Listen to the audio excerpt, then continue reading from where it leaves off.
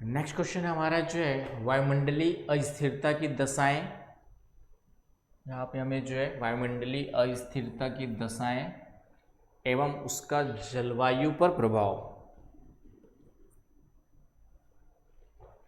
Conditions of atmospheric instability and its impact on climate. तो ये जो कॉन्सेप्चुअल क्वेश्चन है आपके सिलेबस में यूपीएससी में क्लाइमेटोलॉजी में आपका एक टॉपिक है वायुमंडल की स्थिरता एवं अस्थिरता। तो वहाँ से कोई भी क्वेश्चन जो बन सकता है उसमें से एक क्वेश्चन इस तरीके से बन सकता है, उसको मैंने लिया हुआ है स्टेबिलिटी एंड इनस्टेबिलिटी ऑफ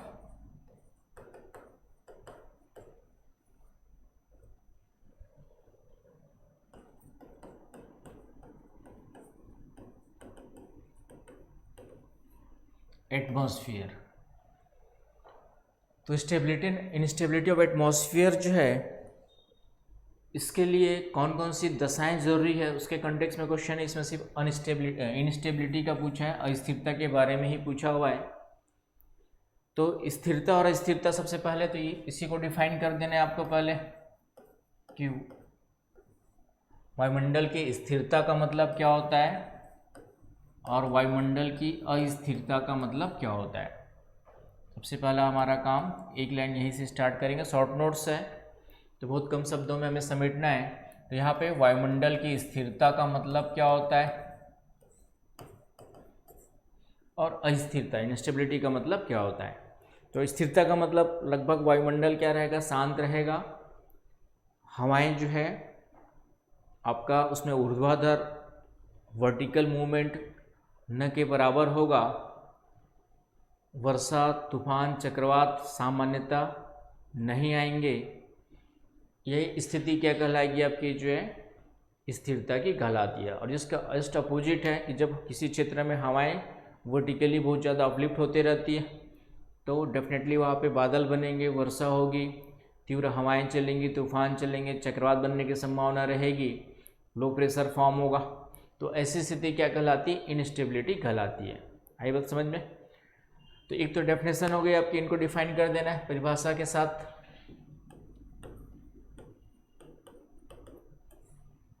उसके बाद दूसरा है ये स्थिरता कहाँ पर होगी, अस्थिरता कहाँ पर होगी, इसके लिए कौन कौन से या मुख्य रूप से जो कौन सी दशाएं जिम्मेदार होती है।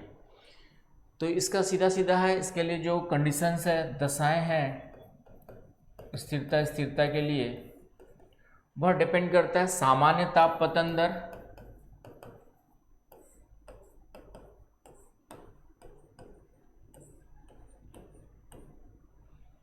Normal temperature lapse rate, normal temperature lapse rate एवं रुद्धोष्म ताप पतन दर के संबंधों पर निर्भर करता है। एडियाबेटिक टेम्परेचर लैप्स रेट पे डिपेंड करता है। यहाँ पे मैं सामान्य ताप पतन दर के लिए शॉर्ट फॉर्म NLR यूज करूँगा और इसके लिए जो है यहाँ पे इसके दो प्रकार देखेंगे, ALR यूज करेंगे एडियाबेटिक लैप्स रेट। लेकिन रुद्धोष्म ताप पतन दर के भी दो प्रकार है, एक आपका है शुष्क ड्राई एडियाबेटिक लैप्स रेट। दोनों में क्या डिफरेंस है वैसे तो आप जानते होंगे, फिर भी थोड़ा सा डिस्कशन करेंगे हम लोग। शुष्क ताप पतन दर, शुष्क रुद्धोष्म ताप पतन दर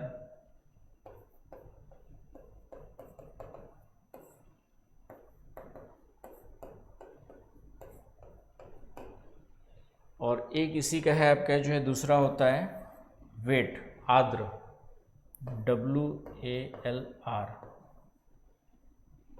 आर्द्र रुद्धोष्म ताप पतन दर। तो उसके लिए हम लोग ये दोनों अलग अलग वर्ड यूज करेंगे।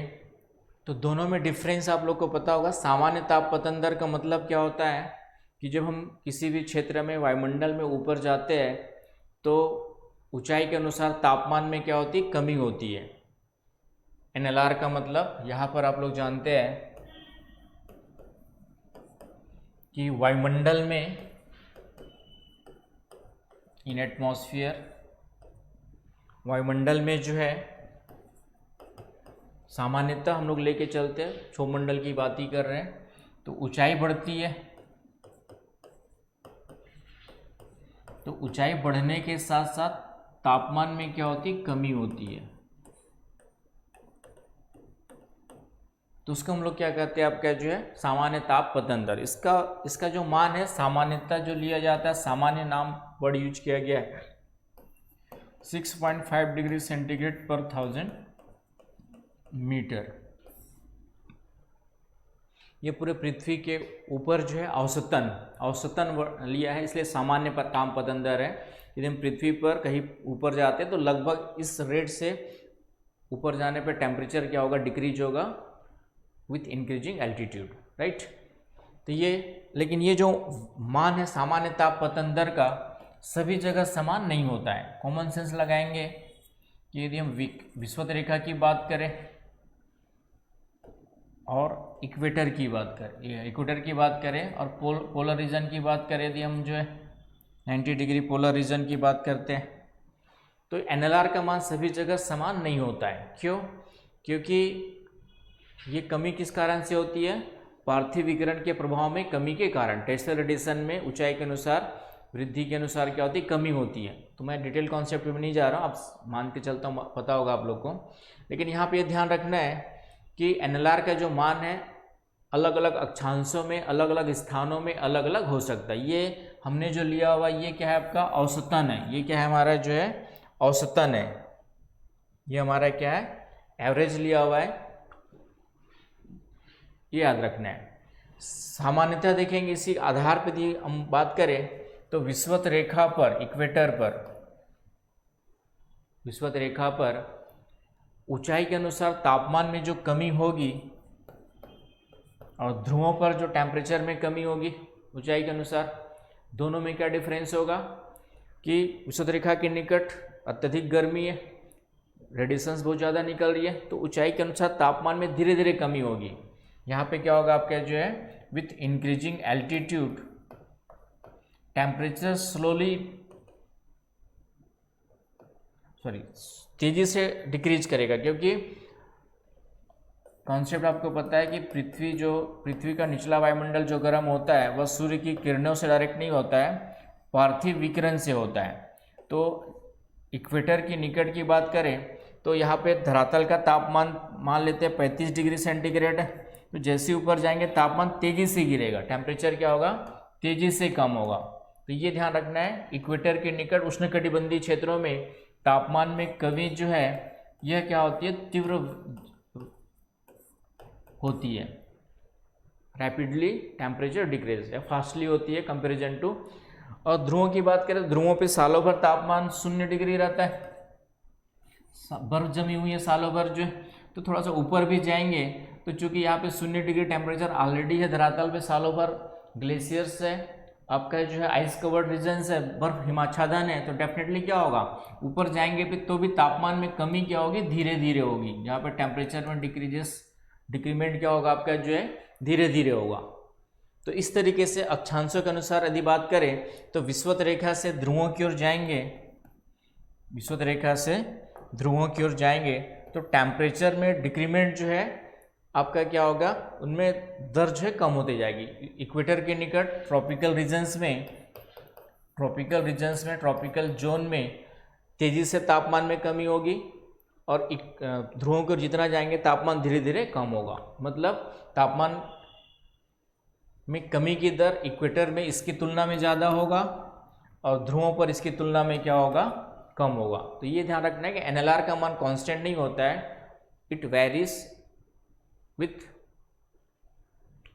Different places and according to the latitudes और प्लेसेस के अकॉर्डिंग वह क्या होता है आपका जो है चेंज होते रहता है। ये पॉइंट ध्यान में रखना है। इसका मतलब कि एनएलआर जो है it may be greater than 6.5 degree centigrade पर 1000 मीटर एंड और लेस देन भी हो सकता है, ये ध्यान में रखना है। ये तो हो गया आपका एनएलआर। दूसरा हमने देखा था एडियाबेटिक लैप्स रेट, रुद्धोष्म ताप परिवर्तन क्या होता है। तो रुद्धोष्म ताप परिवर्तन जो है ये होता है जब भी कोई वायु ऊपर उड़ती है गर्म होकर के किसी भी कारण से, जब भी कोई एयर जो है अपलिफ्ट करती है, ऊपर उठती है, तो ऊपर जब उठेगी तो ये क्या होगी, ऊपर की ओर जाने के दौरान जो है फैलते जाएगी, क्योंकि ऊपर का एटमॉस्फेरिक प्रेशर क्या है, कम है। तो आयतन में परिवर्तन के कारण आयतन नीचे छोटा, आयतन कम है, इस एयर का वॉल्यूम कम है आपका, जो है ऊपर जाएगी तो इसका वॉल्यूम क्या हो गया, बढ़ गया। तो डेफिनेटली जब भी किसी चीज़ का वॉल्यूम बढ़ेगा तो उसका टेम्परेचर क्या होगा, डिक्रीज करेगा, जिसको हम लोग कहते हैं कि without exchange of heat from atmosphere if temperature get changes that is known as the adiabatic change. बिना उष्मा के आदान प्रदान के, वायुमंडल से बिना उष्मा के आदान प्रदान किए जब वायु के तापमान में परिवर्तन होता है तो उसको हम लोग क्या कहते हैं, रुद्धोष्म ताप परिवर्तन कहते हैं। तो ऊपर जाएंगे तो टेम्परेचर क्या होगा आपका, इस एयर का डिक्रीज होना स्टार्ट होगा। यहाँ पे ध्यान रखिएगा, वहाँ पे हम वायुमंडल की बात कर रहे थे, एनएलआर का मतलब यहाँ पे ले रहे थे, एनएलआर का मतलब यहाँ पर है आपका जो है, एनएलआर का मतलब है कहीं भी हम लोग एटमॉस्फेयर में जाते हैं, वायुमंडल की बात कर रहे हैं, यहाँ कहीं पर भी जाएंगे तो टेम्परेचर जो ऊंचाई के अनुसार कम होगा वह एनएलआर कहलाता है। लेकिन यहाँ पे हम किसी पर्टिकुलर एयर की बात कर रहे हैं जो किसी भी कारण से अपलिफ्ट हो रही है, अपलिफ्ट हो रही है तो ऊपर की ओर उठने के कारण से क्या होगी, आपकी फैलेगी। तो उस फैलने के कारण से इस पर्टिकुलर एयर के टेम्परेचर में क्या होता है, डिक्रीमेंट होता है, टेम्परेचर डिक्रीज करता है, उसको हम लोग क्या कहते हैं, रुद्धोष्म ताप परिवर्तन, जिसको हम लोग डिफाइन करते हैं कि आयतन में परिवर्तन के कारण जब किसी वस्तु या किसी भी चीज़ के तापमान में परिवर्तन होता है तो उसको हम लोग क्या कहते हैं, एडियाबेटिक चेंज कहते हैं, without exchange of heat from its surroundings, कि बिना आसपास के उष्मा के आदान प्रदान किए यदि कोई तापमान में चेंज हो रहा है सिर्फ आयतन में परिवर्तन के कारण, तो उसको हम लोग क्या कहेंगे, आपका जो है एडियाबेटिक चेंज कहते हैं, राइट। तो ये थोड़ा सा ध्यान में रखना। तो इसका जो वैल्यू होता है ये होता है आपका जो है, टेम्परेचर डिक्रीज होता है 10 डिग्री सेंटीग्रेड पर 1000 मीटर। तो ये कांस्टेंट होता है, ये क्या होता है आपका जो है, कांस्टेंट होता है, इसकी वैल्यू चेंज नहीं होती। यदि आयतन जितना बढ़ रहा है उतना ही आयतन उठने के दौरान बढ़ेगा तो लगभग आपके जो है यह टेम्परेचर उसका डिक्रीज होगा। तो यह कांस्टेंट होता है। इसी के दो टाइप्स हो जाते हैं, एक शुष्क ड्राई DALR और एक है आपका आर्द्र WALR। तो नीचे से जब हवाएं गर्म होकर ऊपर उठती है तो ये शुष्क होती है, तो ये शुष्क या इसमें शुष्क एडियाबेटिक लैप्स रेट से कम होती है। लेकिन एक ऊंचाई पर पहुंचने के पश्चात जब इन हवाओं का संघनन हो जाता है तो संघनन के पश्चात बारिश होती है और संघनन की लेटेंट हीट, गुप्त उष्मा क्या होती है, एटमॉस्फेयर में रिलीज होती है। और उसके बाद भी यदि एयर अपलिफ्ट करती है तो इसके ठंडे होने की दर कुछ कम हो जाती है। क्यों? क्योंकि यहाँ पे संघनन की गुप्त उष्मा, latent heat of condensation release हो रही है। समझ रहे हैं आप? तो चूंकि मैंने फिर से कहा क्लास नहीं है, जस्ट डिस्कशन है, तो कॉन्सेप्ट आप लोग को पता होना चाहिए। यदि नहीं पता है, नहीं समझ में आ रहा है तो डेफिनेटली इसको जा करके फिर से पढ़ने की ज़रूरत है। तो संघनन की गुप्त उष्मा, लेटेंट हीट ऑफ कंडेंसेशन, यहाँ पे क्या होती है आपकी, रिलीज होती है। Latent heat of condensation release होगी तो decrement in this particular air temperature वो क्या हो जाएगा आपका, कम हो जाता है। तो इसके बाद संघनन के पश्चात जब वायु ऊपर उठती है तो इसका तापमान इस दर से कम नहीं होता है। अब इसके तापमान घटने की दर जो होती है वह क्या हो जाती है आपके जो है, कम हो जाती है। और यह कम होकर के होती है 5 डिग्री सेंटीग्रेड पर 1000 मीटर। इसको हम लोग कहते हैं WALR, आर्द्र रुद्धोष्म ताप परिवर्तन। तो कहने का मतलब संघनन के पश्चात जब वायु ऊपर उठती है तो वह आर्द्र रुद्धोष्म दर से ठंडी होती है, और स्टार्टिंग में जब उठती है शुष्क रुद्धोष्म दर से ठंडी होती है। तो ये दो प्रकार के होते हैं। तो इन एनएलआर और एएलआर के संबंधों पर निर्भर करता है स्टेबिलिटी एंड अनस्टेबिलिटी। कैसे? दशाएं में आते हैं हम लोग जो है। तो यहाँ पे चूंकि अस्थिरता के बारे में ज़्यादा पूछा है, फिर भी हम लोग थोड़ा सा स्टेबिलिटी का जिक्र करेंगे। Stability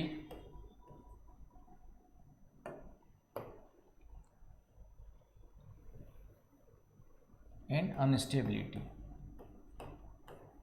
instability. तो यहाँ पे देखेंगे दोनों के संबंधों पर। सबसे पहली कंडीशन आप देखेंगे, यदि सपोज दैट किसी स्थान पर एनएलआर ग्रेटर देन, आपका जो हम लोग डीएएलआर ही लेके चलते हैं, इसकी तुलना में ज़्यादा है, तो ऐसी स्थिति में एटमॉस्फेयर स्थिर होगा, स्टेबल हो गया, अनस्टेबल होगा, उस पर सोचने की ज़रूरत है। तो यहाँ पे देखिए, suppose that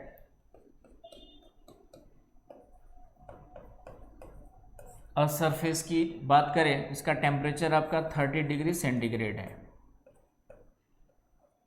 NLR greater than, इसका ये तो वैल्यू कांस्टेंट है 10 डिग्री सेंटीग्रेड पर 1000 मीटर, ये तो कांस्टेंट है। और ये ग्रेटर देन का मतलब इसको हम लोग 12 डिग्री सेंटीग्रेड ले लेते हैं, राइट। तो यहाँ पर देखिए, यहाँ पे यदि एयर गर्म होकर ऊपर उठती है तो इसका टेम्परेचर कम हो रहा है 10 डिग्री सेंटीग्रेड पर 1000 मीटर से, राइट। 10,000 मीटर से 10 डिग्री सेंटीग्रेड पर 1000 मीटर। और इस एटमॉस्फेयर, आसपास के सराउंडिंग्स, वायुमंडल का टेम्परेचर ये ठंडा होगा एनएलआर की दर से। तो आसपास के वायुमंडल का जो टेम्परेचर है वह यहाँ पे देखिए थोड़ा सा 30 डिग्री है।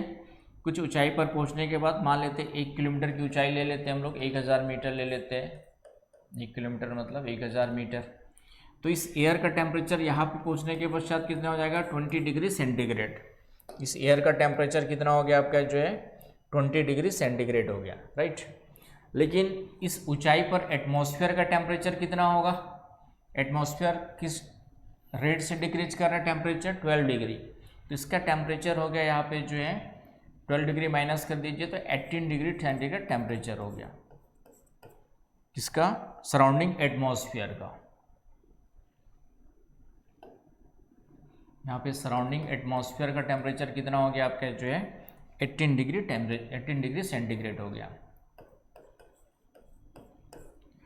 तो यहाँ पे देखिए, इस पर्टिकुलर 1000 मीटर की ऊंचाई पर सराउंडिंग एटमॉस्फेयर का टेम्परेचर कितना है? 18 डिग्री सेंटीग्रेड। और इस अपलिफ्टिंग एयर का टेम्परेचर कितना है? ऊपर उठने वाली हवा का तापमान कितना है? 20 डिग्री। मतलब सराउंडिंग एटमॉस्फेयर के कंपैरिजन इसका जो टेम्परेचर है वह क्या है? अभी ज़्यादा है। इसका मतलब ये हवा और ऊपर उठ सकती है अभी जो है, तो ये निरंतर ऊपर की ओर क्या होगी? ऊपर उठते रहेगी। अर्थात तब तक ऊपर उठेगी जब तक कि दोनों का टेम्परेचर इक्वल ना हो जाए, अर्थात ये अधिक ऊंचाई तक ऊपर उठेगी हवा, और ये इनस्टेबिलिटी की स्थिति क्या करती है? इनस्टेबिलिटी की स्थिति जो है क्रिएट करती है। तो इनस्टेबिलिटी की कंडीशंस की बात करें हम लोग, तो ये आपको याद रखना है कि जब सामान्य तापपतन दर का मान क्या होता है आपका जो है? रुद्धोष्म ताप परिवर्तन की तुलना में अधिक होता है, तो इनस्टेबिलिटी की स्थिति बनती है। आई बात समझ में? इसका उल्टा भी सोचेंगे तो थोड़ा उल्टा हो जाएगा। मान लेते हैं इसका मान कम है इसकी तुलना में, ये 10 ले लेते हैं, इसको आपका 12 ले लेते हैं, ये तो 10 कांस्टेंट है, इसको हम लोग 8 ले लेते हैं। तो ऐसी स्थिति में क्या होगा कि एयर का टेम्परेचर सराउंडिंग्स की तुलना में कम हो जाएगा। सपोज दैट इसके जस्ट अपोजिट कंडीशन की बात करते हैं, जिसको कॉन्सेप्ट नहीं क्लियर होगा उसका क्लियर हो जाएगा। एनएलआर लेस देन डीएएलआर, तो ये तो कांस्टेंट है हमारा, 10 डिग्री ही रहेगा, इसमें कोई चेंज नहीं होना है। इसका इससे कम लेना है तो हमें मान लेते हैं इसका हम लोग 8 डिग्री ले लेते हैं, 1000 मीटर, राइट। तो अब देखिए क्या होगा, कि एयर का टेम्परेचर 30 डिग्री, 1000 मीटर की ऊंचाई की बात करें तो एयर का टेम्परेचर कितना हो गया, 20 डिग्री सेंटीग्रेड हो गया, और इस एटमॉस्फेयर का टेम्परेचर मात्र 8 डिग्री कम होगा, तो यहाँ पे कितना हो जाएगा, ये 22 डिग्री सेंटीग्रेड। ये कितना हो जाएगा यहाँ पे जो है 22 डिग्री सेंटीग्रेड होगा। कितना डिग्री सेंटीग्रेड होगा आपका जो है 22 डिग्री सेंटीग्रेड। तो यहाँ पे देखिए इस एयर के टेम्परेचर के कंपैरिजन सराउंडिंग्स एटमॉस्फेयर का टेम्परेचर क्या है, ज़्यादा है, अर्थात ये एयर जो है इस सराउंडिंग्स टेम्परेचर के कंपैरिजन आपका क्या है, ठंडी है। तो ये ऊपर उठेगी क्या, नहीं उठेगी, क्योंकि आसपास का वायुमंडल का तापमान अधिक है और उस वायु जो ऊपर उठ रही है उसका तापमान क्या है, कम है, तो वह आसपास की तुलना में क्या है, ठंडी है, तो एयर अपलिफ्ट कर ही नहीं पाएगी और वो अधिक ऊंचाई तक अपलिफ्ट ना करके वहीं पे बैठना स्टार्ट कर देगी या वहीं पर स्थिर हो जाएगी। तो यह स्थिरता की कंडीशन हो गई। ये कौन सी कंडीशन हो गई आपकी जो है, स्टेबिलिटी की।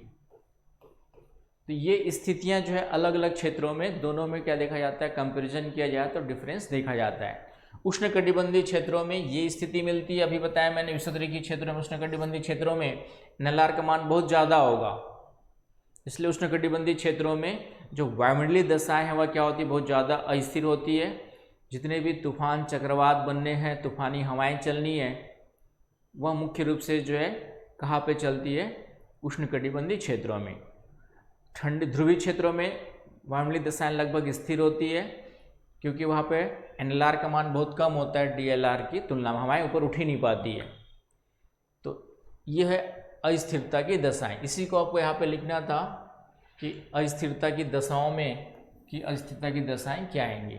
और उसके जलवायु पे प्रभाव का मतलब वही है कि जब वायुमंडलीय स्थिरता किसी क्षेत्र में होती है, खासकर ध्रुवीय क्षेत्रों में ले लो, वहाँ में वायुमंडलीय दशाएं लगभग सालों भर क्या होती है, स्थिर होती है, शांत होती है।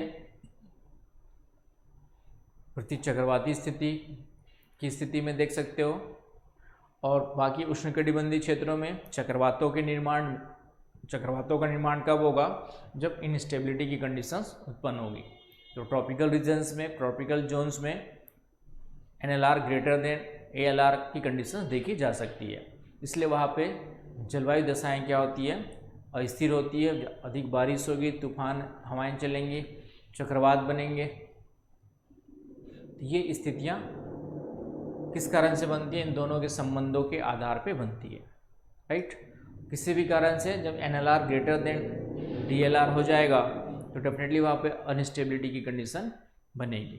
आई बात समझ में। तो ये इसका आंसर इस तरीके से हैंडल करना है, वायुमंडलीय अस्थिरता की दशाएं और उसका जलवायु पे प्रभाव। तो जलवायु डेफिनेटली अस्थिर होगा तो तूफान, हवाएं, चक्रवात। अस्थिरता के कई प्रकार भी है, आपका तटस्थ अस्थिरता, तटस्थ संतुलन, आपका जो है संवहनीय अस्थिरता, टॉर्नेडो वगैरह जो बनते हैं उसके लिए एक अलग स्थिति होती है आपकी, जो संवहनीय अस्थिरता, कन्वेक्शनल इनस्टेबिलिटी। तो टाइप्स ऑफ इनस्टेबिलिटीज़ भी है। तो कॉन्सेप्ट जब पढ़ेंगे तो इन सबको अच्छे से कवर करके रखना है। कोई भी क्वेश्चन जब स्टेबिलिटी से आएगा तो यदि कॉन्सेप्ट क्लियर है तो आप उसका आंसर कभी भी गलत अच्छे से लिखेंगे तो मार्क्स हमेशा अच्छे आएंगे। तो आप आराम से 10 में से 7-8 नंबर तक ला सकते हैं। तो ये क्वेश्चन आपका जो है क्वेश्चन नंबर 1 का सी था, स्टेबिलिटी एंड इनस्टेबिलिटी। तो उसके बारे में इतनी चीज़ों को आपको यहाँ पे कवर करना है। Thank you.